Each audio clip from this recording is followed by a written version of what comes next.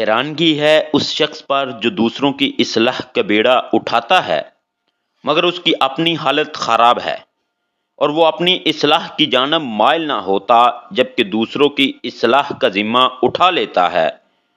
اپنے نفس کے عیوب کی اصلاح میں مصروف ہونا آر سے بچنا ہے، اور اپنی آخرت کی اصلاح میں مشغول ہونا عذاب خداوندی سے نجات دلاتا ہے۔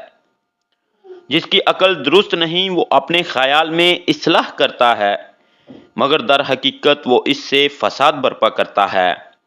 جو شخص خود کی اصلاح نہ کر سکے وہ دوسروں کی اصلاح کیسے کر سکتا ہے؟ کبھی کسی کی اصلاح کے لیے خود کو نہ بگاڑو۔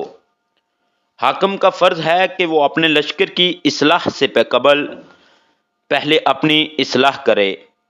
جو متقی و پرہیزگار ہو وہ اپنی اور دوسروں کی اصلاح میں مصروف رہتا ہے۔ مجاہدہ نفس میں کمال اصلاح آخرت کے لیے عمل کرنے میں کامیابی و فلاح کی ضمانت ہے۔ امن اور خوشحالی کے وقت بلا کے آنے سے بے غم نہ ہو، اور جس کام سے عاجز ہونے کا اندیشہ ہو اسے ہاتھ نہ لگاؤ اور اس کو نہ چھو۔ جو شخص تمہارے ساتھ رہتا ہے مگر تمہارے نفس کی اصلاح میں اعنت نہیں کرتا، تمہارے لیے اس کا ساتھ کسی وبال سے کم نہیں ہے۔ جس شخص کی اصلاح عزت کرنے سے نہیں ہوتی وہ ذلیل و خوار کرنے سے درست ہو جاتا ہے۔ اپنی غلطی کے تدراک میں جلدی کرنا اپنی اصلاح کی تدبیر ہے۔ عقل تمام چیزوں کی اصلاح کرنے والی ہے۔ اگر کوئی کام بگڑ جائے تو اس کی اصلاح کرو، اور اگر کسی کے ساتھ احسان کرو تو اسے پورا کرو۔ جو شخص اپنے نفس کی اصلاح نہیں کرتا وہ دوسروں کے حق میں کبھی مسئلہ نہیں ہو سکتا۔ جو شخص تھوڑے مال پر قناعت نہیں کرتا وہ اپنے نفس کی اصلاح کیسے کر سکتا ہے؟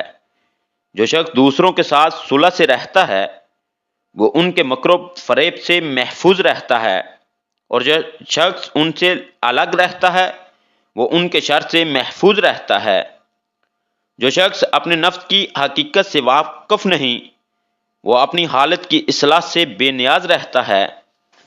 جو شخص اپنے نفس کی اصلاح کے لیے اسے تکلیف میں ڈالتا ہے وہ سعادت دارین حاصل کر لیتا ہے۔